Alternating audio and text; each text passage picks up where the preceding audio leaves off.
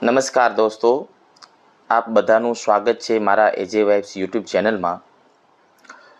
દોસ્તો, આપણે GSET 2025ની unique MCQ series આપણે ચાલુ કરી છે। એમાં આજે આપણે પાર્ટ નંબર 9 જે છે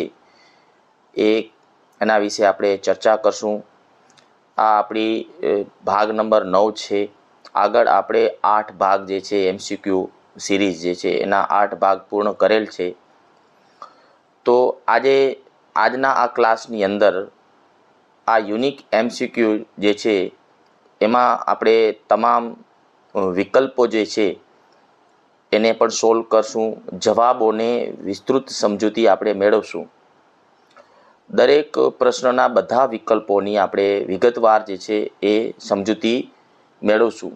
સાચો જવાબ શા માટે જવાબ સાચો છે અને ખોટો છે વિકલ્પ તો શા માટે ખોટો છે એની પણ આપણે ચર્ચા કરશું। આ રીતના તમને માત્ર પ્રશ્નોના જવાબ જ નહીં પણ તમારો જે કન્સેપ્ટ જે છે એ પણ ક્લિયર થશે, તમારી સ્ટડી જે છે મજબૂત થશે। યુજીસી નેટ અને જીસેટની એક્ઝામમાં પ્રશ્નો જ એવી રીતના પૂછાતા હોય છે કે પ્રશ્નો વિશે આપણે બરોબર રીતે સમજેલા હોઈએ।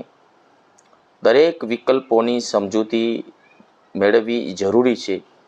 યુજીસી નેટ અને જીસેટની એક્ઝામ તો જ આપણે ક્લિયર થઈ શકીએ કે અગાઉના જે પ્રશ્નપત્રો જે છે, પ્રીવિયસ યર્સ ક્વેશ્ચન પેપર જે છે, તો એમાં પ્રશ્નોપત્ર તમે જોશો તો તમને અંદાજ આવશે કે લાસ્ટ ટાઈમના પ્રશ્નપત્રો કરતાં હાલના જે પ્રશ્નપત્રોમાં વેરિએશન તમને શું જોવા મળશે કે અમુક જે પ્રશ્નપત્રમાં વિકલ્પ આપેલા હોય છે એ વિકલ્પના જ પ્રશ્નો નેક્સ્ટ એક્ઝામની અંદર આવતા હોય છે।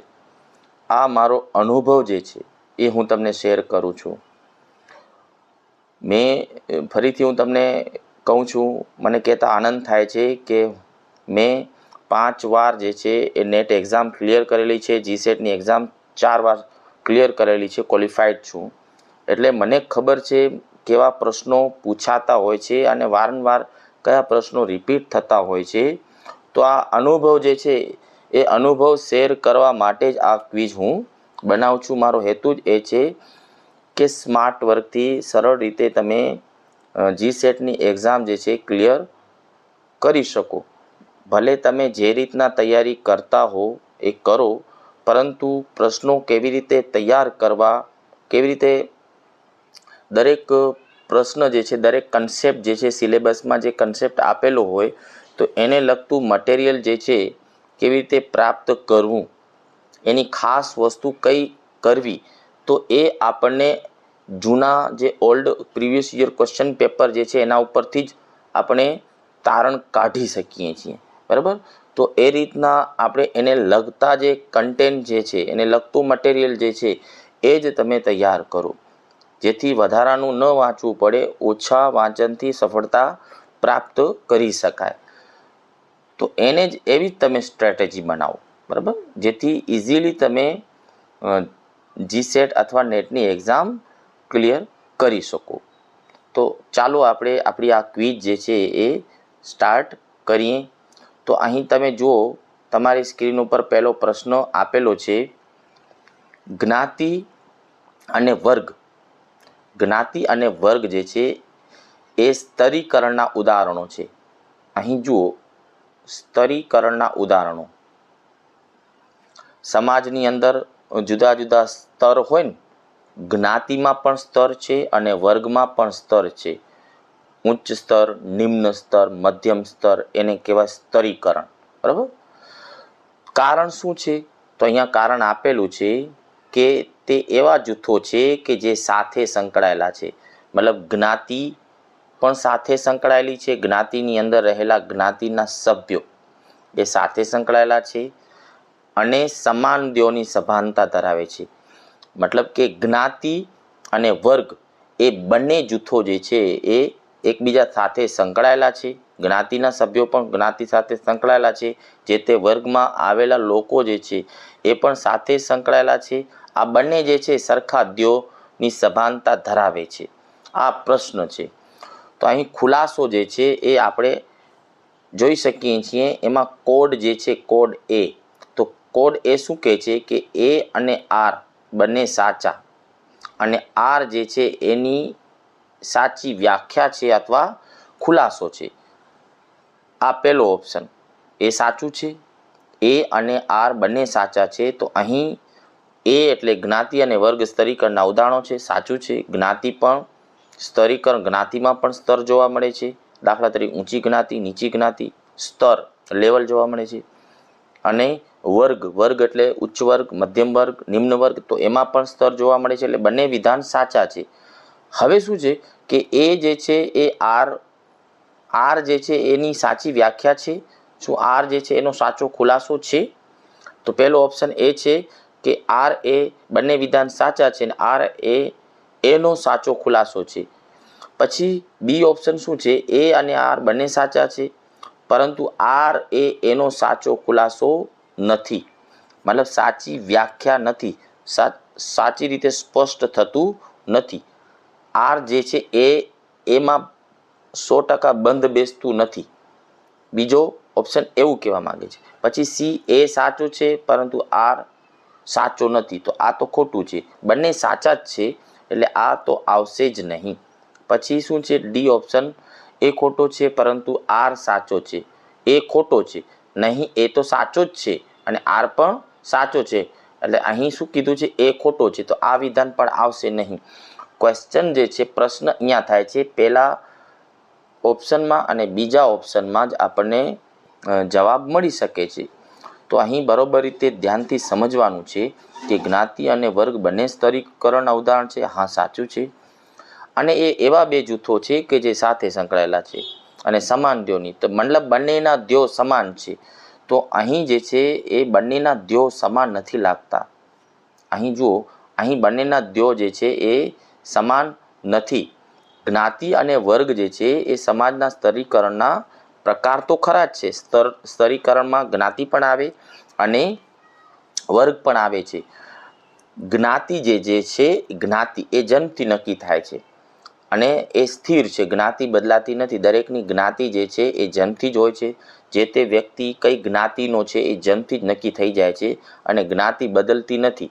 જ્યારે વર્ગ જે છે ને એ બદલી જાય છે. જો અહીં વર્ગ જે છે સ્તરીકરણમાં આવે છે, પણ કોઈક ઉચ્ચ વર્ગમાં આવેલો વ્યક્તિ જે છે ઘણી વખત જો ધનિક, મધ્યમ વર્ગ અને ગરીબ વર્ગ, શું એને કાયમ માટે રહે છે? તો નહીં.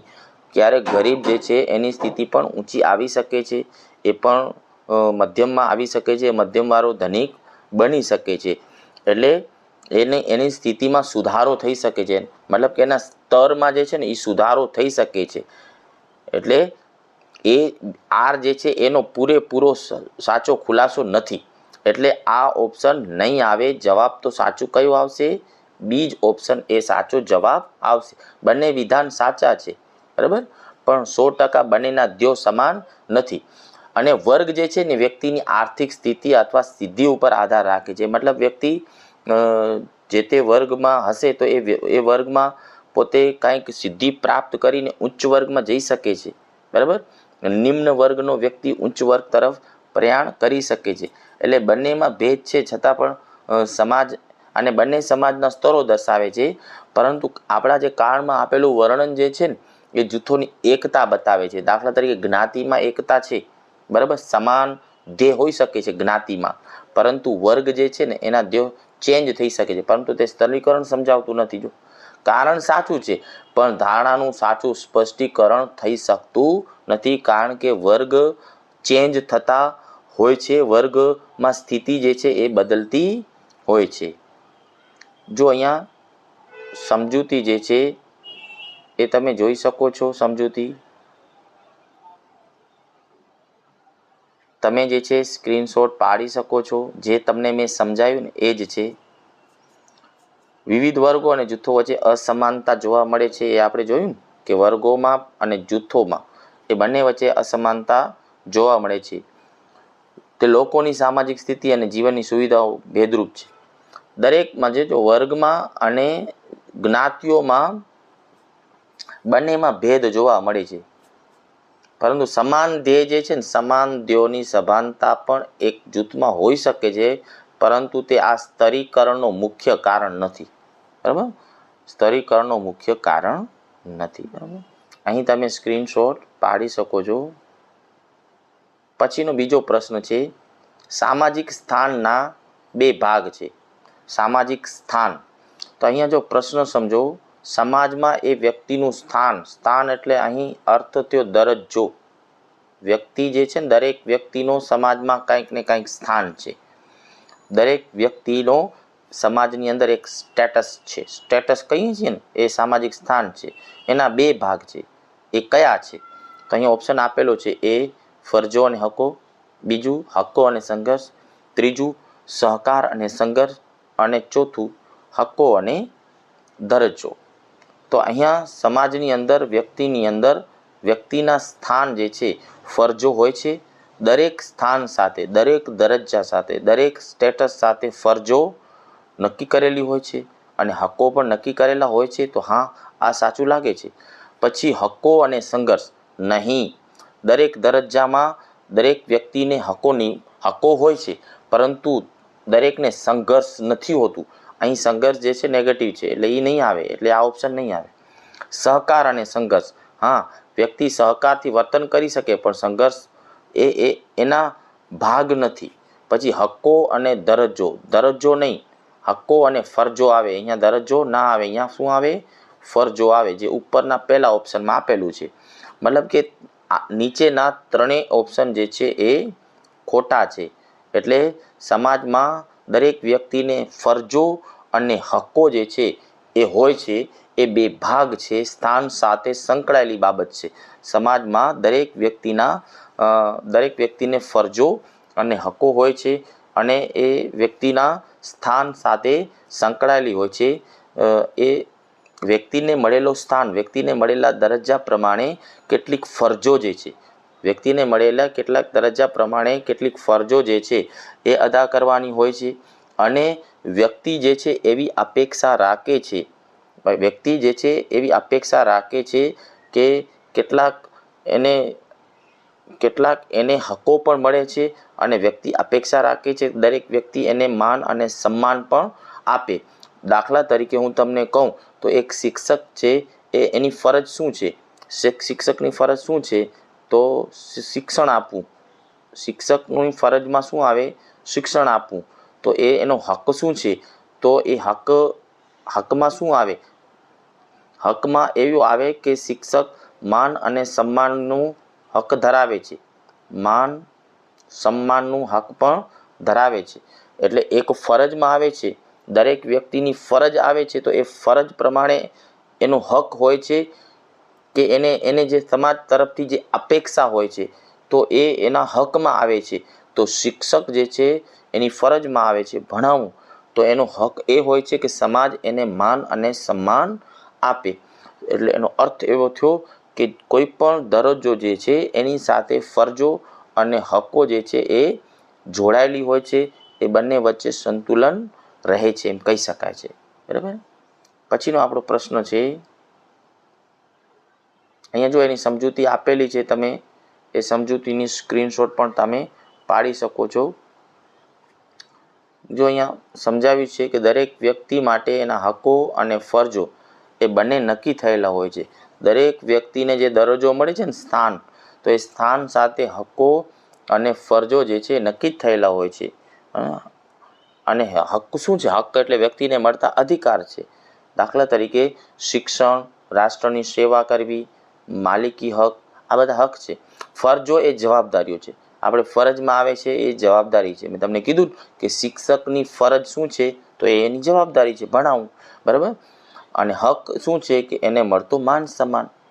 જેમ કે પરિવાર અને સમાજ માટેની જવાબદારી એક વ્યક્તિની છે. બરાબર. તો એક બાજુ રાઇટ્સ છે, એક બાજુ હક છે, ને એક બાજુ ડ્યુટી છે.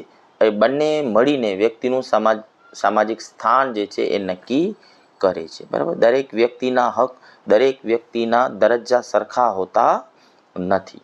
દરેક વ્યક્તિ જે છે દરજ્જા પ્રમાણે વર્તન કરે છે, દરજ્જા પ્રમાણે ભૂમિકા નિભાવે છે. બરાબર. પછી જે છે સાંસ્કૃતિક અંતરાલ, સંસ્કૃતિ અંતરાલ મોસ્ટ આઈએમપી છે. સંસ્કૃતિ અંતરાલ શું છે પહેલે એને સમજો. એને કલ્ચરલ લેગ પણ કહેવામાં આવે છે. મોસ્ટ આઈએમપી છે, ઘણી વાર પૂછાયેલો છે. કલ્ચરલ લેગનો સિદ્ધાંત કોણે આપ્યો છે? કલ્ચરલ લેગનો સિદ્ધાંત કોણે આપ્યો છે? પહેલું ઓપ્શન છે WF ઓર્ગબોન, WF ઓર્ગબોન, પછી નિમકોફ, પછી બોગાર્ટ્સ અને ચોથું ઓપ્શન છે ઓસ્કર લેવિસ. તો અહીં જે છે પહેલું ઓપ્શન તરફ નજર નાખીએ. પહેલો તો સાંસ્કૃતિક અંતરાલ એટલે સંસ્કૃતિઓ વચ્ચે ભેદ આવી જાય છે, અંતર આવી જાય છે, એને શું કહેવાય? સાંસ્કૃતિક અંતરાલ. તો અહીં જે છે WF ઓર્ગબન. અહીંયા જો સંસ્કૃતિ બે ટાઈપની જોવા મળે છે. એક બાજુ ભૌતિક સંસ્કૃતિ જોવા મળે છે અને બીજી સંસ્કૃતિ જે છે ને અભૌતિક જોવા મળે છે. યાદ રાખજો, મોસ્ટ ઇમ્પોર્ટન્ટ છે. સંસ્કૃતિ એક બાજુ ભૌતિક હોય છે અને બીજી બાજુ અભૌતિક હોય છે. ભૌતિક સંસ્કૃતિમાં શું આવે કે એવી સંસ્કૃતિ કે જે દાખલા તરીકે આપણા યંત્રો જે છે, ટેકનોલોજી જે છે, બરાબર, જે પણ આધુનિક ભૌતિક સુવિધાઓ જે છે એમાં વધારો થતો જાય છે, યાંત્રિકીકરણ થતું જાય છે, બરાબર, ટેકનોલોજી ચેન્જ થતી જાય છે. તો એ સંસ્કૃતિ કઈ છે? ભૌતિક છે, બરાબર. આપણી સુખ સુવિધામાં જે વધારો થતો હોય, આપણે સુખ સુવિધામાં વધારો કરી શકતા હોઈએ, તો એ સુખ સુવિધાઓના જે સાધનો જે છે એ ભૌતિક છે. તો આ સંસ્કૃતિ કઈ કહેવાય? ભૌતિક કહેવાય. અભૌતિક સંસ્કૃતિ એટલે શું? તો માણસના જે વિચાર ચેન્જ થતા જાય છે, માણસના જે મૂલ્યો ચેન્જ થતા જાય છે, લોકોની થિંકિંગ ચેન્જ થતી જાય છે, લોકોની ધારણાઓ ચેન્જ થતી જાય છે. તો એ સંસ્કૃતિ કઈ છે? અભૌતિક છે.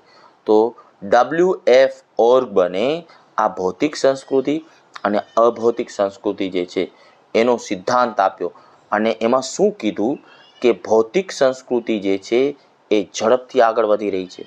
ભૌતિક સંસ્કૃતિ એ ઝડપથી આગળ વધી રહી છે, જ્યારે અભૌતિક સંસ્કૃતિ જે છે એની ઝડપ ધીમી છે. એટલે એમ કહેવાય કે ભૌતિક સંસ્કૃતિ ઝડપી છે, જ્યારે અભૌતિક સંસ્કૃતિ એ મંદ છે, બરાબર, મંદ છે. તો આ બંને વચ્ચે શું આવ્યું? અંતર આવી ગયું. જો એકની ઝડપ વધુ છે, એકની ઝડપ ઓછી છે, એટલે બંને વચ્ચે શું આવી ગયું? અંતર છે. તો એ અંતરને શું કહેવાય? સાંસ્કૃતિક અંતરાલ. શું કહેવાય? સાંસ્કૃતિક અંતરાલ, જેને ઇંગ્લિશમાં કહેવાય કલ્ચરલ લેગ. તો આવું કોણે કીધું છે? ઓર્ગબન. તો અહીં સાચો જવાબ શું આવશે? WF ઓર્ગબન, બરાબર, એ જવાબ આવશે. બાકી નિમકોફે આવો ખ્યાલ આપ્યો નથી, બોગાર્ટ્સે પણ નથી આપેલો, ઓસ્કર લેવિસે ગરીબીનો આપેલો છે. ગરીબીની સંસ્કૃતિ યાદ રાખજો, મોસ્ટ ઇમ્પોર્ટન્ટ. આ પણ નોંધ કરી લે. ઓસ્કર લેવિસે કયો ખ્યાલ આપ્યો? તો ગરીબીની સંસ્કૃતિ. બહુ જ પૂછાયેલો છે, ઘણી વખત પૂછાયેલો છે. ગરીબીની સંસ્કૃતિ, તમે વિચારો, ગરીબીની સંસ્કૃતિ, બરાબર, આવો ખ્યાલ કોણે આપ્યો? તો ઓસ્કર લેવિસે. જ્યારે આપણા પ્રશ્ન પ્રમાણે જવાબ શું આવે છે? WF ઓર્ગબન, જેણે ભૌતિક સંસ્કૃતિ અને અભૌતિક સંસ્કૃતિનો ખ્યાલ આપ્યો. મેં તમને સમજાવી દીધું ભૌતિક સંસ્કૃતિ કોને કહેવાય? ટેકનોલોજી, યંત્રો, આપણી ભૌતિક સુવિધામાં થતો વધારો એ ભૌતિક સંસ્કૃતિ છે. અભૌતિક સંસ્કૃતિ આપણી થિંકિંગ, આપણા વિચારો, બરાબર, આપણી માનસિકતા, આપણી ધારણાઓ, આ બધી અભૌતિક બાબતો છે. તો ભૌતિક સંસ્કૃતિ ઝડપથી વધી રહી છે, જ્યારે અભૌતિક સંસ્કૃતિની ઝડપ ધીમી છે. તો બંને વચ્ચે શું આવી ગયું છે? ગેપ આવી ગયો છે, અંતર આવી ગયું છે. તો એને જ કહેવાય સાંસ્કૃતિક અંતરાલ, જેને કલ્ચરલ લેગ કહીએ છીએ. આવું કોણે કીધું? WF ઓર્ગબન. તો અહીંયા જો તમે સમજૂતી પણ આપેલી છે, તમે સ્ક્રીનશોટ પાડી લો. મેં બધું તમને સમજાવી દીધું છે. જો અહીંયા ભૌતિક સંસ્કૃતિમાં મોબાઈલ, ઇન્ટરનેટ એ શું છે? ભૌતિક સંસ્કૃતિ છે. પરંતુ બીજા જે આપણા રીત રિવાજો છે, કાયદાઓ છે, એ અભૌતિક સંસ્કૃતિ છે. તો એમ કહેવાય ને કે ટેકનોલોજી ઝડપથી વિકસી રહી છે, જ્યારે લોકોના વિચારો એટલા ઝડપથી વધતા નથી, વિચારો એટલા ઝડપથી ચેન્જ થતા નથી. એટલે કે એમ કહેવાય કે અભૌતિક સંસ્કૃતિની ઝડપ કરતાં ભૌતિક સંસ્કૃતિની ઝડપ તીવ્ર છે. એટલે એ બંને વચ્ચે કલ્ચરલ લેગ આવી ગયો છે, સાંસ્કૃતિક અંતરાલ આવી ગયો છે. હવે એની સ્ક્રીનશોટ પાડી લો, મેં તમને બધું સમજાવી દીધું છે. પછી જે છે ઉચ્ચ જ્ઞાતિના પુરુષ સાથે લગ્ન કરવા. હવે અહીંયા પ્રશ્નને બરોબર રીતે સમજો કે અહીં ઉચ્ચ જ્ઞાતિના પુરુષ સાથે લગ્ન કરવા. હવે પુરુષ જે છે એ ઉચ્ચ જ્ઞાતિનો છે, તો એનો મતલબ એમ થયો કે સ્ત્રી જે છે એ નીચી જ્ઞાતિની છે. મતલબ સ્ત્રીની જ્ઞાતિ જે છે નીચી જ્ઞાતિ, સ્ત્રીની જ્ઞાતિ નીચી, જ્યારે પુરુષની જ્ઞાતિ જે છે પુરુષની જ્ઞાતિ ઊંચી છે, સ્ત્રીની નીચી જ્ઞાતિ અને પુરુષની જ્ઞાતિ ઊંચી છે. તો એવા લગ્ન કરવા, એવા લગ્ન થાય તો એને કયા લગ્ન કહેવાય? તો અહીંયા પ્રશ્ન આપેલો છે, ઓપ્શન આપેલા છે અનુલોમ લગ્ન, બીજો ઓપ્શન આપેલો છે પ્રતિલોમ લગ્ન, ત્રીજો ઓપ્શન આપેલો છે આંતર લગ્ન અને ચોથો ઓપ્શન છે જ્ઞાતિ લગ્ન. તો દરેક ઓપ્શન વિશે આપણે સમજતા જઈએ. તો અહીંયા જુઓ, જે લગ્નની અંદર પુરુષની જ્ઞાતિ ઊંચી હોય, પુરુષ ઊંચી જ્ઞાતિનો હોય અને સ્ત્રી નીચી જ્ઞાતિની હોય તો એવા લગ્નને અનુલોમ લગ્ન કહેવાય. તો આપણા પ્રશ્નમાં એ જ આપેલું છે ઉચ્ચ જ્ઞાતિનો પુરુષ, મતલબ પુરુષ જે છે એ કેવી જ્ઞાતિનો છે? ઉચ્ચ જ્ઞાતિનો છે. પુરુષ ઊંચી જ્ઞાતિનો છે, જ્યારે સ્ત્રી નીચી જ્ઞાતિની છે, તો એને જ અનુલોમ લગ્ન કહેવાય. પ્રતિલોમ લગ્ન જે છે ને એના કરતાં બિલકુલ વિરુદ્ધ. પ્રતિલોમ લગ્નમાં શું થાય છે કે પુરુષ જે છે એ નીચી જ્ઞાતિનો હોય અને સ્ત્રી જે છે એ ઊંચી જ્ઞાતિની હોય. બરોબર રીતે સમજો. એક યાદ રાખો, બીજું ન યાદ રાખો. એક યાદ રાખો, એનો વિરુદ્ધ જે છે એ બીજું છે. એટલે કાં તમે અનુલોમ લગ્ન યાદ રાખો, કાં તમે પ્રતિલોમ લગ્ન યાદ રાખો. બે ભેગા યાદ ન રાખતા, નહીં તો કન્ફ્યુઝન થશે. અહીં પ્રતિલોમ લગ્નની અંદર સ્ત્રી જે છે એ ઊંચી જ્ઞાતિની છે, જ્યારે પુરુષ જે છે એ નીચી જ્ઞાતિનો છે, તો એને પ્રતિલોમ લગ્ન કહેવાય. હવે આંતર લગ્ન એટલે શું? ઇન્ટરકાસ્ટ મેરેજ કહીએ છીએ કે આંતર લગ્ન, જ્ઞાતિઓની વચ્ચે જે લગ્ન થાય છે, આંતર, બરાબર. આંતર લગ્ન એટલે જ્ઞાતિઓની અંદર લગ્ન જે થાય છે એ આંતર લગ્ન કહેવાય, બરાબર. અને પછી આવે જ્ઞાતિ લગ્ન. તો સમાન જ્ઞાતિમાં જે લગ્ન થાય ને, સમાન જ્ઞાતિ, સેમ જ્ઞાતિ, એક જ જ્ઞાતિમાં લગ્ન થાય તો એને જ્ઞાતિ લગ્ન કહેવાય. પણ જ્ઞાતિની અંદર એ જ્ઞાતિ અને બી જ્ઞાતિ વચ્ચે લગ્ન થાય ને, એ જ્ઞાતિનો પુરુષ હોય અને બી જ્ઞાતિની સ્ત્રી હોય, તો આ બંને જ્ઞાતિ વચ્ચે લગ્ન થયા તો એને કહેવાય ઇન્ટરકાસ્ટ મેરેજ કહીએ છીએ, બરાબર. તો હવે તમે આ તમામ ઓપ્શન જે છે એ ક્લિયર થઈ ગયા હશો. તો આપણો સાચો જવાબ શું છે? અનુલોમ લગ્ન, કે જ્યાં ઊંચી જ્ઞાતિનો પુરુષ છે અને નીચી જ્ઞાતિની સ્ત્રી છે. હવે એની સમજૂતી જે છે એ પણ તમે જોઈ શકો છો. અહીંયા સમજૂતી જે છે તમે સ્ક્રીનશોટ પાડી લો કે અનુલોમ લગ્ન કોને કહેવાય? કે જ્યારે ઉચ્ચ જાતિનો પુરુષ છે, અહીંયા જો ઊંચી જાતિનો પુરુષ છે અને નીચી જાતિની સ્ત્રી છે. એક જ વસ્તુ યાદ રાખો, ઊંચી જાતિનો પુરુષ છે અને નીચી જાતિની સ્ત્રી છે, તો એને કહેવાય અનુલોમ લગ્ન, બરાબર. બાકી આપણે સમજાવ્યું. પ્રતિલોમ લગ્નમાં આના કરતાં બિલકુલ ઊંધું છે, વિપરીત છે. જો પ્રતિલોમ લગ્ન એના કરતાં બિલકુલ વિરુદ્ધ છે. ઓકે, તો હવે પછીનો પ્રશ્ન છે, બહુપતિત્વને બે વિભાગોમાં વર્ગીકૃત કરી શકાય છે. બહુપતિત્વ, અહીં જુઓ બહુપતિત્વ, તો એને બે વિભાગમાં વર્ગીકૃત કરી શકાય છે. તો એ કયા?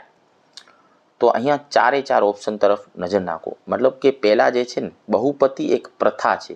બહુપતિત્વ જે છે ને એ પ્રથા હતી. એક પ્રથા કે જેમાં એક સ્ત્રીના એક કરતાં વધુ પતિ હોય. એક કરતાં વધુ પતિ હોય ને તો એને શું કહેવાય? બહુપતિ, ઘણા બધા પતિ હોય, તો એ પ્રથા હતી. હવે એમાં બે પ્રકાર પડે છે, બરાબર. આપણે પહેલે ઓપ્શન સમજીએ. તમે બહુપતિત્વ સમજી ગયા કે એક સ્ત્રીના એક કરતાં વધુ પતિ હોય ને એને બહુપતિ કહેવાય, બરાબર. તો એ પ્રથા હતી. હવે જુઓ, પહેલો ઓપ્શન શું છે? દિયર વટુ. અહીંયા દિયર વટુ અને સાળી વટુ. એ શું છે? દિયરવટુ એટલે કે જ્યારે એક સ્ત્રીનો પતિ મૃત્યુ પામે છે, સ્ત્રીનો પતિ મૃત્યુ પામે છે ત્યારે એ સ્ત્રીના પતિના ભાઈ સાથે, સ્ત્રીના પતિના ભાઈ એટલે દેવર સાથે લગ્ન થાય તો એને દિયરવટુ કહેવાય. પછી સાળીવટુ એટલે શું? કે એક પુરુષની પત્ની જે છે એ મૃત્યુ પામે છે અને પુરુષની સાળી સાથે એના લગ્ન થાય તો એને શું કહેવાય? સાળીવટુ કહેવાય. તો મતલબ કે આ તો બહુપતિત્વ જેવું લાગતું નથી એટલે આ ઓપ્શન આવશે નહીં. પછી બીજું છે એડલ્ટ ફિક અને નોન એડલ્ટ ફિક. એડલ્ટ એટલે કે મોટી ઉંમરમાં થતા લગ્ન અને નાની ઉંમરમાં થતા લગ્ન એ છે. પછી શું છે? અનુલોમ લગ્ન અને પ્રતિલોમ લગ્ન, એ તો આપણે હમણાં સમજાય એટલે એ પણ બહુપતિત્વ આવતું નથી. બીજો ઓપ્શન. હવે સી ઓપ્શન પણ બહુપતિત્વ આવતું નથી. જો હમણાં જ આપણે સમજ્યા અનુલોમ લગ્નમાં શું હતું કે પુરુષ ઊંચી જ્ઞાતિનો હોય અને સ્ત્રી નીચી જ્ઞાતિનો હોય તો અનુલોમ લગ્ન કહેવાય. પ્રતિલોમ લગ્ન એના કરતાં ઊંધો, બરાબર? પુરુષ નીચી જ્ઞાતિનો ને સ્ત્રી ઊંચી જાતિનો, એ પ્રતિલોમ લગ્ન હતું, બરાબર? એટલે એ લગ્નના પ્રકારો છે એટલે એ બહુપતિત્વ નથી એટલે ઓપ્શન સી પણ નહીં આવે. પછી મામા ફોઈના સંતાન અને કાકાના સંતાન, તો એ તો શું છે? ભાઈઓ છે, તો આ સંબંધ છે. ટૂંકમાં ચારે ઓપ્શન જવાબમાં આવતા નથી, ચારે ઓપ્શન આવતા નથી. તો જવાબ સાચો છે જ નહીં. અહીં વિકલ્પ જ આપેલો નથી. અહીં જવાબ જે છે જવાબનો વિકલ્પ નથી, જવાબનો વિકલ્પ નથી આપેલ. એટલે પરીક્ષામાં આવો પ્રશ્ન પૂછાઈ જાય તો ગમે તે ઓપ્શન જવાબ લખી નાખ્યો હોય તો એ આપણને 2 ગુણ એના મળી જાય છે. અહીં જે છે ને આપેલા ઓપ્શનમાંથી જવાબ છે જ નહીં. બહુપતિત્વ જે છે એ પ્રથા છે અને એ બહુપતિત્વના 2 મુખ્ય પ્રકારો પડે છે. એક ભાતૃકીય અને બીજું છે અભાતૃકીય, બરાબર? એ યાદ રાખજો. ભાતૃકીય બહુપતિ લગ્ન પ્રથા અને અભાતૃકીય બહુપતિ લગ્ન પ્રથા અહીં ઓપ્શનમાં આપેલું નથી. અહીંયા લખું છું હું. જો બહુપતિત્વ 2 ટાઈપનું હતું. એક ભાતૃકીય અને બીજું આવે અભાતૃકીય.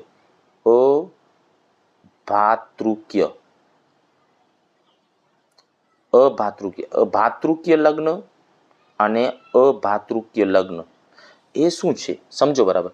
કે જે સ્ત્રીના લગ્ન ઘણા બધા પતિઓ સાથે થાય છે, મતલબ ઘણા બધા માણસો, ઘણા બધા વ્યક્તિ સાથે થાય છે, એક કરતાં વધુ વ્યક્તિ સાથે થાય છે અને એ બધા ભાઈઓ હોય.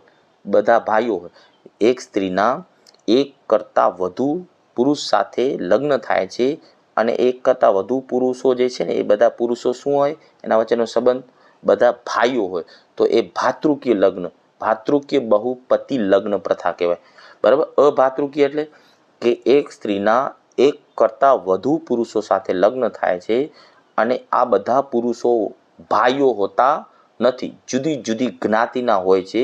મતલબ કે એ સ્ત્રીના પતિઓ વચ્ચેનો સંબંધ જે છે એ ભાઈનો નથી પરંતુ અલગ અલગ હોય છે, અલગ અલગ જ્ઞાતિનો હોય છે. ટૂંકમાં ભાઈઓ હોતા નથી તો એને કહેવાય અભાતૃકીય બહુપતિ લગ્ન, બરાબર? ફરીથી કહું છું, ભાતૃકીય લગ્ન એટલે એક સ્ત્રીના જે પતિઓ હોય છે, એક કરતાં વધુ પતિ હોય છે, એ બધા પતિઓનો સંબંધ એક ભાઈઓનો હોય છે. મતલબ કે સ્ત્રીના પતિ બધા ભાઈઓ હોય છે.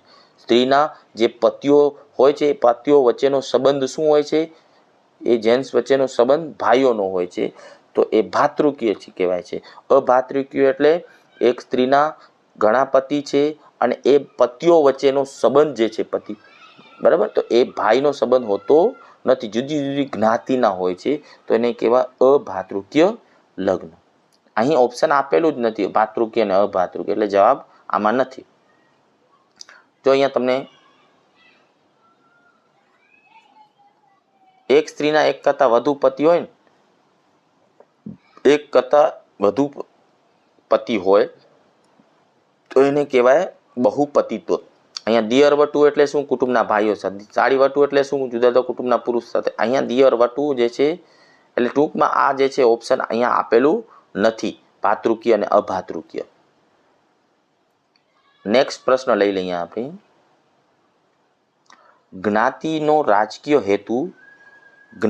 રાજકીય હેતુ અર્થેનો ઉપયોગ કરાય તો તે જ્ઞાતિ માટે શું કહેવાય? કોઈ પણ જ્ઞાતિ હોય એનો રાજકીય હેતુ માટે ઉપયોગ થતો હોય તો એને શું કહેવાય?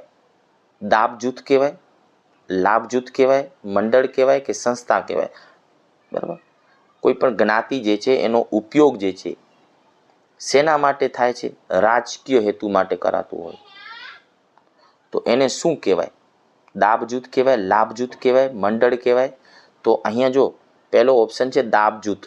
તો અમુક જ્ઞાતિઓને અમુક સમયગાળામાં અમુક સમય શાસનમાં દબાવી દેવામાં આવતું હોય, જ્ઞાતિઓને દબાવી દેવામાં આવતું હોય તો એવા દબાયેલો જૂથ કહેવાય, દબાયેલો જૂથ કહેવાય. તો એને શું કહેવાય? દાબેલો જૂથ કહેવાય. એટલે આ આવે નહીં.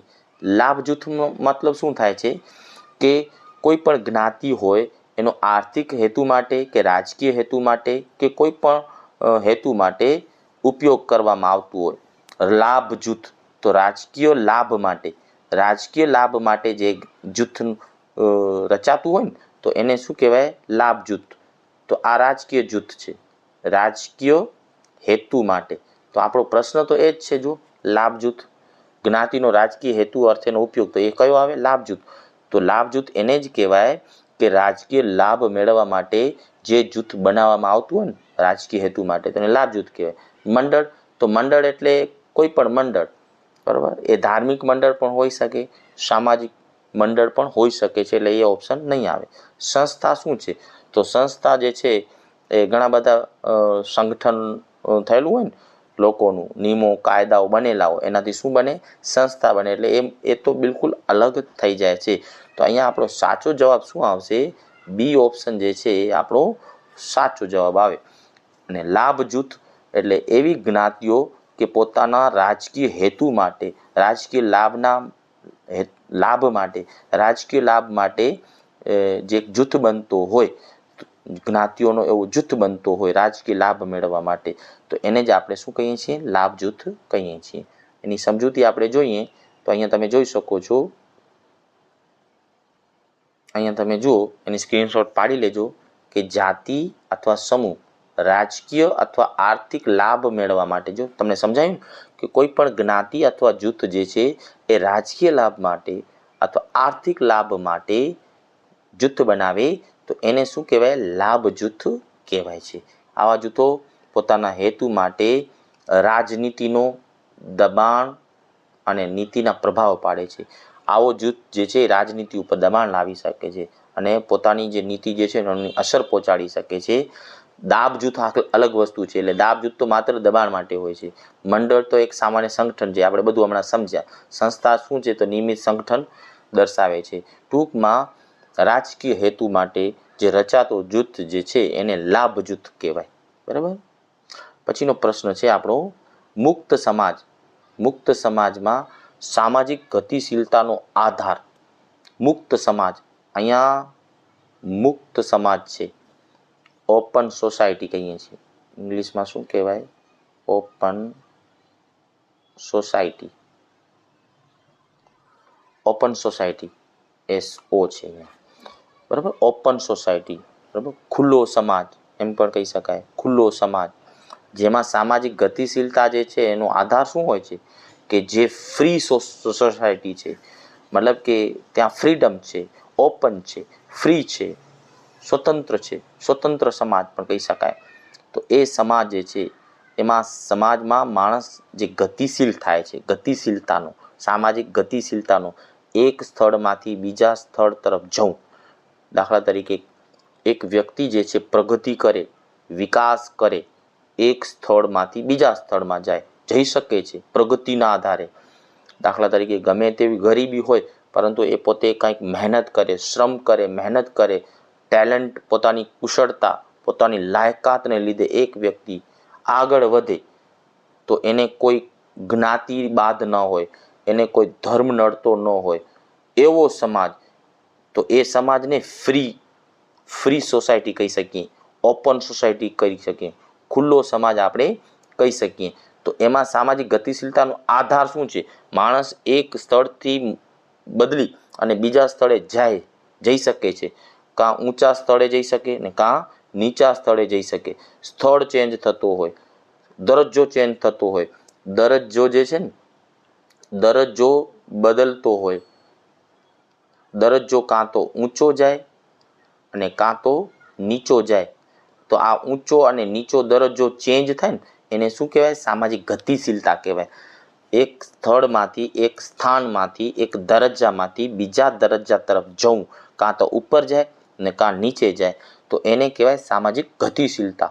તો એનો આધાર કોણ છે? કુટુંબ છે? તો નહીં. ખુલ્લો સમાજ જે છે એમાં કુટુંબની કોઈ ભૂમિકા હોતી નથી. એટલે કુટુંબ જે છે એ આવે નહીં. પછી બીજો ઓપ્શન શું છે? ધાર્મિક પાશ્ચાત્ય ભૂમિ. ધાર્મિક પાશ્ચર્ય ભૂમિ એટલે ધાર્મિક પ્રભાવ. તો આવા એક સ્થળમાંથી બીજા સ્થળ જવું અથવા એક દરજ્જામાંથી બીજા દરજ્જા તરફ પ્રયાણ કરવું, તો એમાં ધર્મનો હાથ હોય છે. તો ખુલ્લા સમાજમાં ન હોય. ખુલ્લા સમાજમાં કોઈ ધાર્મિક પ્રભાવ હોતો નથી. એટલે આ પણ નહીં આવે, બીજો ઓપ્શન પણ નહીં આવે. પછી જ્ઞાતિની પાશ્ચર્ય ભૂમિ, તો એ આવે તો નહીં. પરંપરાગત હોય ને, પરંપરામાં પેલો એવું હતું, પહેલાના સમયમાં શું હતું પરંપરાગત સમાજમાં કે જ્ઞાતિના આધારે વ્યક્તિનો દરજ્જો નક્કી થતો. યાદ રાખજો, જ્ઞાતિના આધારે પરંપરાગત સમાજમાં જ્ઞાતિના આધારે વ્યક્તિનો દરજ્જો નક્કી થતો હતો, વ્યક્તિનો સ્થાન નક્કી થતો હતો. વ્યક્તિ કેવો છે, ઊંચો છે, નીચો છે, બરાબર, સમાજમાં એનું માન સન્માન જે છે જ્ઞાતિના આધારે નક્કી થતું હતું. તો અહીં તો આપણે મુક્ત સમાજ છે. મુક્ત સમાજમાં ફ્રી સોસાયટી છે, ઓપન સોસાયટી છે, ખુલ્લો સમાજ છે, બરાબર. તો અહીં જ્ઞાતિની કોઈ ભૂમિકા હોતી નથી. પરંપરાગત સમાજમાં જ એનો મહત્વ હતો, અહીં નથી. એટલે આ પણ નહીં આવે. પછી લોકોની વ્યક્તિગત સિદ્ધિઓ, અહીં જુઓ ઓપ્શન નંબર ડી ઉપર બરાબર ધ્યાન આપીએ તો લોકોની વ્યક્તિગત સિદ્ધિઓ, મેં તમને પહેલે જ કીધું કે ઓપન સોસાયટી, ખુલ્લો સમાજ એક એવો સમાજ છે કે એમાં વ્યક્તિ ભલે જ્ઞાતિની રીતે નીચો હોય, ભલે નીચી જ્ઞાતિમાં આવતો હોય, પરંતુ પોતે શિક્ષણ મેળવી, લાયકાત મેળવી, પોતાના કુશળતા દ્વારા, પોતાના ટેલેન્ટ દ્વારા આગળ વધી શકે છે. સમાજમાં ઊંચો સ્થાન પ્રાપ્ત કરી શકે છે. કલેક્ટર બની શકે છે, મામલાદાર બની શકે છે, PSI બની શકે છે. ભલે નીચી જ્ઞાતિમાં જ્ઞાતિના વર્ગીય સમાજમાં કે જ્ઞાતિમાં ભલે એનું સ્થાન નીચો હોય, પરંતુ આ કુશળતા, લાયકાત, શિક્ષણ દ્વારા એક વ્યક્તિ ઊંચો આવી શકે છે, સમાજમાં ઊંચો દરજ્જો હાસિલ કરી શકે છે. તો આવો સમાજ જે છે ને એ મુક્ત સમાજ હોય છે કે જેમાં વ્યક્તિનો દરજ્જો જે છે આ ધર્મની આધારે કે કુટુંબના આધારે કે જ્ઞાતિના આધારે, ઉપરના ત્રણેય ઓપ્શન જે છે ને કુટુંબ, ધર્મ, જ્ઞાતિ, એના આધારે વ્યક્તિનો દરજ્જો જે છે નક્કી થતો નથી. પણ વ્યક્તિનો દરજ્જો જે છે એની લાયકાતના આધારે નક્કી થાય છે. એ વ્યક્તિનો દરજ્જો એની સિદ્ધિઓ, એની શિક્ષણ, એની કુશળતા, એની મહેનતને આધારે વ્યક્તિનો દરજ્જો નક્કી થાય છે. તો આ પ્રકારની ગતિશીલતાને શું કહેવાય છે? ઓપન ક્લાસ સિસ્ટમ કહેવાય છે. અહીંયા લખું છું, ઓપન ક્લાસ સિસ્ટમ, બરાબર. આ પ્રકારની ગતિશીલતાને ઓપન ક્લાસ સિસ્ટમ તરીકે પણ ઓળખી શકીએ છીએ. અહીં વ્યક્તિ જે છે એ પોતાના પ્રયત્નોથી ઉપર જઈ શકે છે, પોતાના પ્રયત્નોથી નીચે આવી શકે છે. ઉપર એટલે કે ઊંચો સ્થાન પ્રાપ્ત કરી શકે છે અથવા નીચો સ્થાનમાં પણ આવી શકે છે. મતલબ મેરિટના આધારે વ્યક્તિનો જે સ્થાન જે છે, વ્યક્તિનો સ્થાન એ મેરિટના આધારે નક્કી થાય છે. એના આધારે મેરિટના આધારે નક્કી થાય છે. તો અહીંયા જો સમજૂતી તમે સ્ક્રીનશોટ પાડી લો. અહીંયા તમે સ્ક્રીનશોટ પાડી લો. મુક્ત સમાજમાં સામાજિક ગતિશીલતા વ્યક્તિના કૌશલ્ય, શિક્ષણ અને મહેનત, સિદ્ધિઓ જે આપણે બધું સમજ્યા એ છે, બરાબર, એના આધારે છે. એની સ્ક્રીનશોટ તમે પાડી લેશો. ઓકે, હવે પછીનો પ્રશ્ન છે, અહીંયા જુઓ,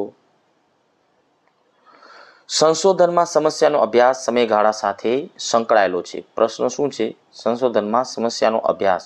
હવે જો અહીંયા સંશોધનના પ્રશ્નો છે, તો સંશોધનમાં સમસ્યાનો અભ્યાસ, સમસ્યા એટલે શું? સંશોધનનો જે ટોપિક હોય ને, એક સંશોધક જે મુદ્દા વિશે સંશોધન કરવા માંગે છે, સંશોધનનો ટાઇટલ, સંશોધનનો ટોપિક, બરાબર, સંશોધનનો જે ટોપિક ઉપર જે સંશોધન કરવામાં માંગે છે એ સંશોધનની સમસ્યા કહેવાય. જે મુદ્દા ઉપર સંશોધન કરી રહ્યો છે એ મુદ્દો એટલે સંશોધનની સમસ્યા એમ કહેવાય. તો એના સાથે કોણ સંકળાયેલો છે? સમસ્યાનો અભ્યાસ સમયગાળા સાથે સંકળાયેલો છે. અહીંયા શું છે કે જે ટોપિક સમય સાથે છે, જે સંશોધન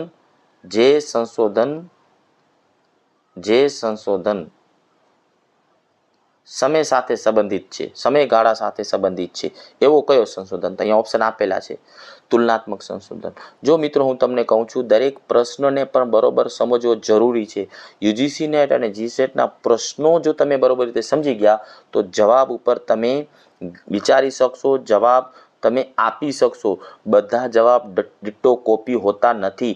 કોઈ એવો મટીરિયલ હોતો નથી કે તમે આવા મટીરિયલને વાંચીને જાઓ અને કોપી ટુ કોપી એવા પ્રશ્નો પૂછાય. તમારી બુદ્ધિ જે છે એના ઉપરથી જ તમે જવાબ આપી શકશો. જો તમે પ્રશ્નને બરોબર રીતે નિચોડી અને સમજેલા હશે અને ઓપ્શન કે કન્ટેન્ટ જે છે તમે બરોબર રીતે વ્યવસ્થિત રીતે સમજીને તૈયાર કરેલા હશે, એમ કહેવાય કે કન્સેપ્ટ એકદમ ક્લિયર કરેલા હશે, તો જ તમે જીસેટ અને નેટના પ્રશ્નોના જવાબ તમે આપી શકશો. તો અહીંયા જો તુલનાત્મક સંશોધન કોને કહેવાય, રેખા સંશોધન કોને કહેવાય, વ્યવહારલક્ષી સંશોધન કોને કહેવાય અને શુદ્ધ પાયાનું સંશોધન કોને કહેવાય? તો તુલનાત્મક સંશોધન શું છે? જો અહીંયા પ્રશ્ન શું છે આપણો કે જે સંશોધન સમયગાળા સાથે સંબંધિત છે, એટલે આપણો કીવર્ડ છે સમયગાળા સાથે રિલેટિવ હોય ને એવો સંશોધન. તો અહીં તુલનાત્મક સંશોધન એમાં સમયગાળાનું કોઈ આવતું નથી. તુલનામાં શું હોય કે બે અથવા વધુ વ્યક્તિઓ વચ્ચે આપણે તુલના કરીએ, બે અથવા વધુ જૂથો વચ્ચે આપણે તુલના કરતા હોઈએ, બે અથવા વધુ પરિસ્થિતિઓ વચ્ચે આપણે તુલના કરીને સંશોધન થતું હોય. તો અહીં તુલના છે એટલે એ આવશે નહીં, આ ઓપ્શન નહીં આવે. રેખાંશનું સંશોધન શું છે?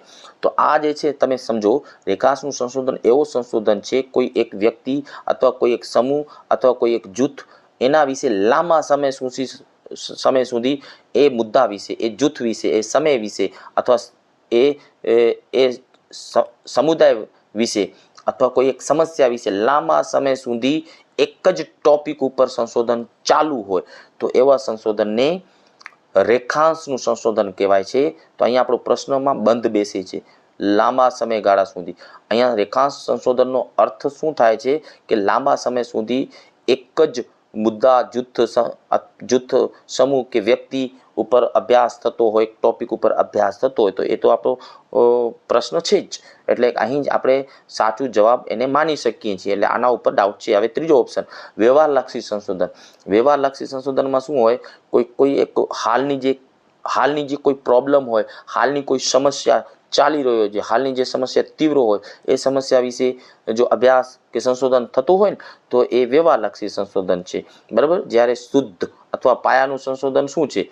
તો કોઈ પણ સિદ્ધાંતની રચના કરવી હોય અથવા કોઈ જ્ઞાન માટે સંશોધન થતા હોય, સિદ્ધાંત અને જ્ઞાન માટે સંશોધન થતા હોય. અહીંયા શુદ્ધ એટલે સિદ્ધાંત અને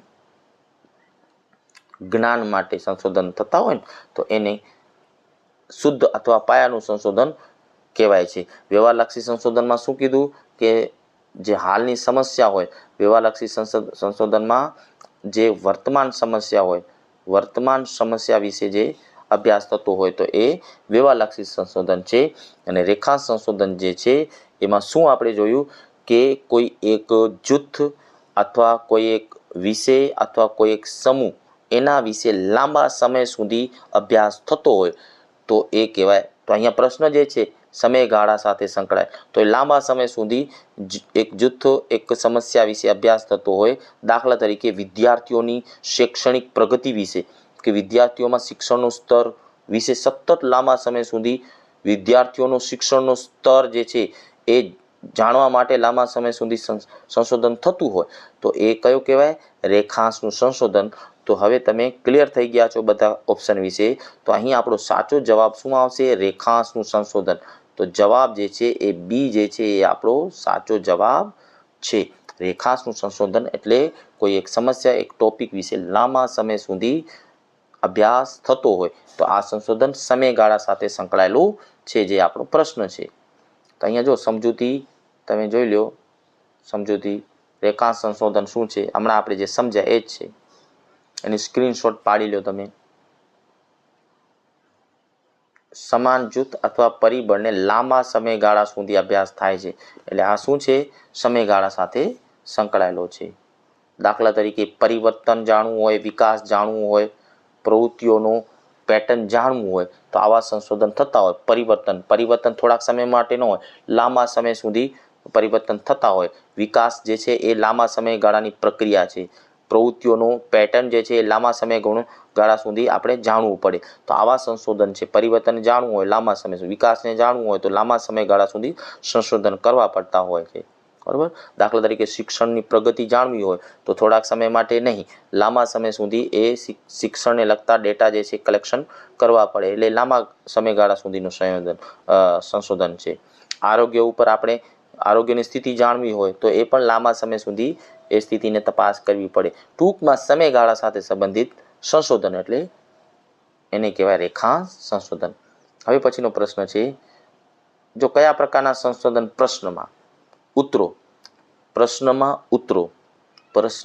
ઉત્તરો જે છે એ ક્રમિક વર્ગ અને શ્રેણીમાં મૂકવામાં આવે છે. અહીંયા સમજો કે સંશોધનના પ્રશ્નો વિશે વાત છે કે સંશોધનના પ્રશ્નના ઉત્તરો ક્રમિક વર્ગ અને શ્રેણીમાં મૂકેલા હોય છે. તો એવા કયા પ્રશ્નો? અહીં પ્રશ્નો જે છે એના જે જવાબો જે છે ને ઉત્તરો એ ક્રમિક વર્ગમાં હોય છે. ક્રમિક વર્ગમાં અથવા ક્રમિક શ્રેણીમાં હોય છે. એવા કયા પ્રશ્નો કે જેના જવાબો જે છે ને ક્રમિક વર્ગમાં હોય અથવા શ્રેણીમાં હોય, એવા કયા પ્રશ્નો? તો અહીંયા જો ઓપ્શન આપેલા છે, પહેલું છે આકસ્મિક પ્રશ્નો. આકસ્મિક પ્રશ્નો કેવા છે? આકસ્મિક એટલે અચાનક કરવા પડતા પ્રશ્નો, એટલે એ આવશે નહીં. એના પ્રશ્નો એનો કોઈ વર્ગ હોતો નથી, ક્રમિક વર્ગ હોતો નથી, શ્રેણી પણ હોતી નથી, કારણ કે આકસ્મિક છે, અચાનક છે, પરિસ્થિતિ ઉપર પ્રશ્નો પૂછવામાં આવે છે. પછી સામાન્ય પ્રશ્નો એટલે સામાન્ય પ્રશ્નો એ નોર્મલ છે, એ નોર્મલ પ્રશ્ન છે. આવા પ્રશ્નોને ખુલ્લા પ્રકારના પ્રશ્નો કહેવાય. યાદ રાખજો, નોંધી લેજો. સામાન્ય પ્રશ્નો એટલે ખુલ્લા પ્રકારના પ્રશ્નો. ઘણીવાર પૂછાયેલો છે. ખુલ્લા પ્રકારના પ્રશ્નો પૂછવામાં આવે તો એવા પ્રશ્નો કયા? તો સામાન્ય પ્રકારના.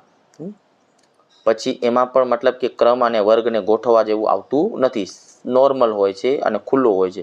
આંતરિક પ્રશ્નો એટલે કેવા?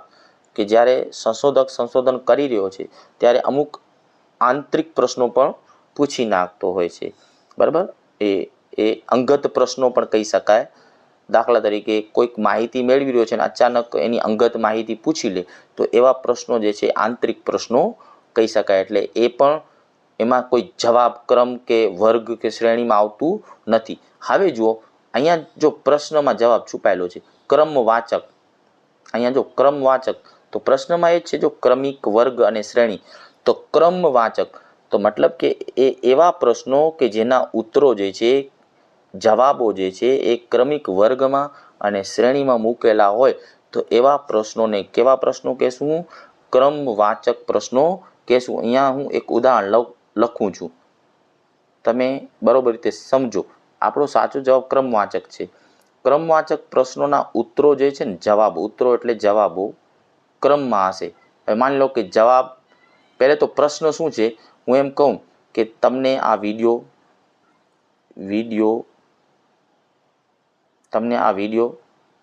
ગમ્યો? વિડીયો તમને કેવું લાગ્યું? તમે આ જે વિડીયો જોઈ રહ્યા છો એ તમને ગમ્યું છે કે નહીં? આવો હું તમને પ્રશ્ન પૂછું છું. બરાબર. હવે આ પ્રશ્નોના જે વિકલ્પ જે છે હું એને ક્રમમાં ગોઠવું છું. તમને કેવું લાગ્યું? પ્રશ્ન વિડીયો કેવું લાગ્યું? શું કરું? વિડીયો તમને કેવું લાગ્યું? તો હું તમને એક ઓપ્શન આપું છું, ખૂબ સારું એમ લખું છું, શ્રેષ્ઠ. શું લખું છું? પહેલો ઓપ્શન શ્રેષ્ઠ. બરાબર. તમને આ વિડીયો કેવું લાગ્યું? શ્રેષ્ઠ લાગ્યું અથવા ખૂબ સારું લાગ્યું. પછી બીજો ઓપ્શન છે સારું.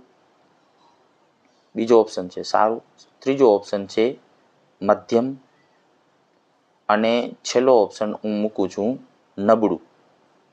તો જુઓ, અહીંયા મેં તમને આ જે પ્રશ્ન એવો છે, વિડીયો તમને કેવું લાગ્યું, આ વિડીયો જે છે તમને કેવું લાગ્યું એ પ્રશ્ન કર્યો છે. તો એ પ્રશ્નમાં તમને 4 જે ઓપ્શન આપ્યા છે ને એનો એક ક્રમ ગોઠવી દીધો. શ્રેષ્ઠ એટલે એકદમ ગ્રેટ લાગ્યું, પછી બીજો ઓપ્શન સારું લાગ્યું, પછી ત્રીજો ઓપ્શન મેં મૂક્યું છે મધ્યમ લાગ્યું, અને ચોથું ઓપ્શન મૂક્યું છે નબળું લાગ્યું. તો આવા પ્રશ્નો જે છે, આવા પ્રશ્નોને ક્રમવાચક પ્રશ્નો કહેવાય, કે જે પ્રશ્નોના જવાબ જે છે એને વર્ગ પ્રમાણે અથવા શ્રેણી પ્રમાણે જવાબોને ગોઠવવામાં આવે, મતલબ જવાબોના જે વિકલ્પો જે છે એને ગોઠવવામાં આવતા હોય એવા પ્રશ્નોને સંશોધનના કયા પ્રશ્નો કહેવાય? સંશોધનના ક્રમવાચક પ્રશ્નો કહેવાય. દાખલા તરીકે તમને આ વિડીયો જોવાથી તમારો સંતોષનો સ્તર કેવો છે? હું એમ કહું તમને સંતોષ થયો આ વિડીયો ઉપરથી, તો હું તમને ઓપ્શન આપું ખૂબ સારો, સારો, મધ્યમ અને નબળું. તો તમે તમારા રિસ્પોન્સ આપી શકો. હું આના દ્વારા હું તમારા રિસ્પોન્સ જાણી શકું, આના દ્વારા હું તમારી પસંદગી જાણી શકું, આના દ્વારા હું તમારા મંતવ્યો જે છે જાણી શકું. તો આવા પ્રશ્નો જે છે પસંદગીઓ, તમારી પસંદગીઓ એ જાણવા માટે છે, બરાબર, તમારે મંતવ્યો જાણવા માટે જે છે. તો આવા પ્રશ્નો સંશોધનમાં પૂછાતા હોય છે, બરાબર. તો અહીંયા જો સમજૂતી જે છે, તમે સમજૂતી જે છે એની સ્ક્રીનશોટ પાડી લો. જો કે મેં બધું તમને સમજાવી દીધું છે. ક્રમવાચક પ્રશ્નો એવા પ્રશ્નો છે કે જેમાં જવાબોને કેવી રીતે ક્રમવાર શ્રેણીમાં, જે તમને કીધું ને ઓપ્શન, હું તમને એમ કહું છું તમને સેવા કેવી લાગી, એની જગ્યાએ હું પ્રશ્ન મૂકી દઉં, તમને વિડીયો જે છે, તમને વિડીયો કેવો લાગ્યો, બરાબર, તમને વિડીયો જે છે કેવો લાગ્યો, એવો પ્રશ્ન કરું. વિડીયો કેવો લાગ્યો? હું એમ કહું ઉત્તમ લાગ્યો, સારું લાગ્યો, સરેરાશ લાગ્યું, નબળું લાગ્યું. તો આવા ટાઈપના પ્રશ્નો જે છે એની શ્રેણી બનાવી દીધી. તો એ શ્રેણીવાળા પ્રશ્નોને ક્રમવાચક પ્રશ્નો કહી શકાય છે, બરાબર. હવે આ પ્રશ્નોનો મેન હેતુ શું હોય છે? તો કોઈકનું વલણ જાણવું હોય, કોઈકનો અભિપ્રાય જાણવું હોય, કોઈકની પસંદગી જાણવી હોય, બરાબર, કોઈનો એટીટ્યૂડ જાણવું હોય, કોઈકનો રિસ્પોન્સ જાણવું હોય, કોઈકની પસંદગી જાણવી હોય. તો આવા પ્રકારના પ્રશ્નો જે છે એ પૂછવામાં આવતા હોય છે. પછીનો પ્રશ્ન શું છે? આ ક્વિઝનો છેલ્લો પ્રશ્ન છે, બરાબર. આ ક્વિઝનો છેલ્લો પ્રશ્ન છે. નીચેનામાંથી કઈ સંશોધનની પ્રયુક્તિ છે? સંશોધનની પ્રયુક્તિ છે. તો અહીંયા જો પહેલું પ્રયુક્તિ, સંશોધનની પ્રયુક્તિ. અહીંયા શબ્દ શું છે? પ્રયુક્તિ. અહીંયા પ્રયુક્તિ અને પદ્ધતિ જે છે એ બંને અલગ અલગ છે. સંશોધનમાં પ્રયુક્તિ પણ અપનાવતી હોય અને સંશોધનમાં પદ્ધતિનો પણ ઉપયોગ કરવામાં આવતો હોય. અહીં પ્રશ્ન શું છે કે સંશોધનની કઈ પ્રયુક્તિ છે? તો પહેલું છે માનવજાત વર્ણનશાસ્ત્ર. તો વર્ણનશાસ્ત્રને ઇંગ્લિશમાં એથ્નોગ્રાફી કહેવાય. તો આ તો એક પદ્ધતિ છે, પ્રયુક્તિ નથી. સર્વેક્ષણ જે છે એ પણ પદ્ધતિ છે, એટલે પ્રયુક્તિ નથી. ઓપ્શન સી ઐતિહાસિક. તો ઐતિહાસિક પણ શું છે? એ પદ્ધતિ છે, બરાબર, એ પદ્ધતિ છે, પ્રયુક્તિ નથી. મુલાકાત શું છે? મુલાકાત અનુસૂચિ એ પદ્ધતિ નથી, પણ આપણો જે પ્રશ્ન જે છે એનો જવાબ છે, પ્રયુક્તિ છે. એટલે આપણો સાચો જવાબ જે છે ને એ ડી આવશે. તો એના પહેલાં આપણે બધા ઓપ્શનને વિસ્તારથી સમજીએ. જો આપણો હેતુ જ એ છે કે દરેક બાબત વિશે આપણે કન્સેપ્ટ ક્લિયર કરેલા હોઈએ તો જ આપણે આને લગતા કોઈ પણ પ્રશ્નો પૂછાય તો તમને સરળ રીતે તમે જવાબ આપી શકો, જવાબ વિશે વિચારી શકો. જો તમને બરોબર રીતે કોઈ પણ મુદ્દા વિશે કન્સેપ્ટ ક્લિયર હશે તો તમે જવાબ ઉપર વિચારી શકશો.